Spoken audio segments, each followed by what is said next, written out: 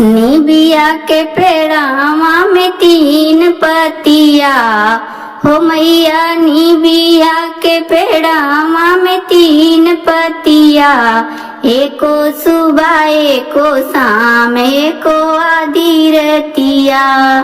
एको सुबह एको शाम एको आधी रतिया। मैया दुआरे एक आंधा पुकारे, अंधा पुकारे मैया अंधा पुकारे। अंधा कौन ना दिहल तीन बेरिया, अंधा कौन ना दिहल तीन बेरिया।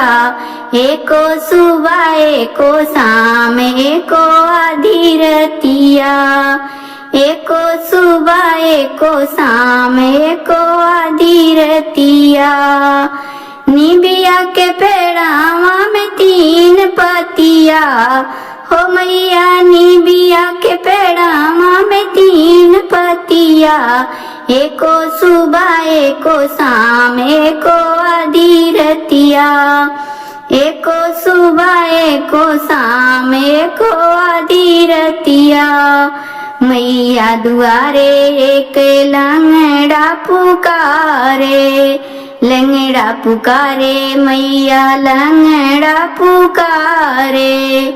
लंगड़ा को पैर दिहली तीन बेरिया हो मैया। लंगड़ा के पैर दिहली तीन बेरिया।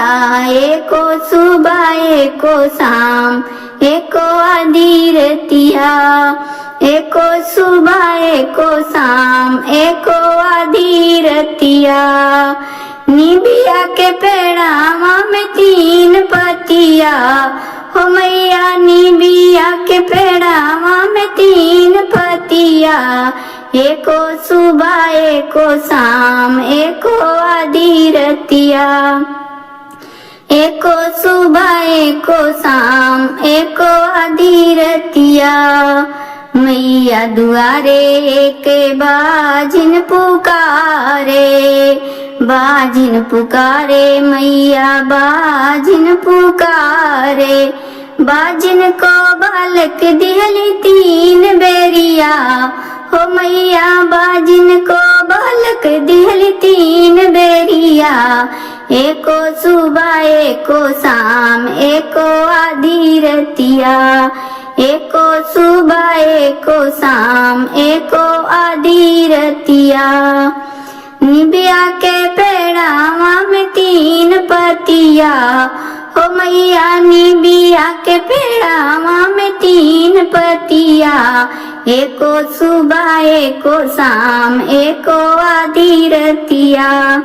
एको सुबह एको शाम एको आधी रतिया।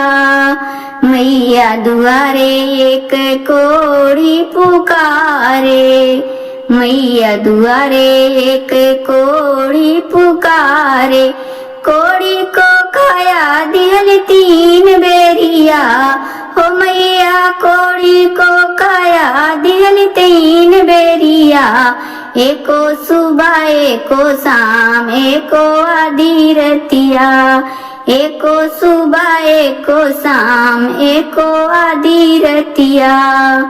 निबिया के पेड़ावा में तीन पतिया हो मैया। निबिया के पेड़ावा में तीन पतिया, एको सुबह एको शाम एको आधी रतिया। एको सुबह एको शाम एको आधी रतिया। मैया दुआरे एक बालक पुकारे, मैया दुआरे एक बालक पुकारे। बालक को विद्या दिहल तीन बेरिया हो मैया। बालक को विद्या दिहल तीन बेरिया। एको सुबह एको शाम एको आधी रतिया। एको सुबह एको शाम एको आधी रतिया।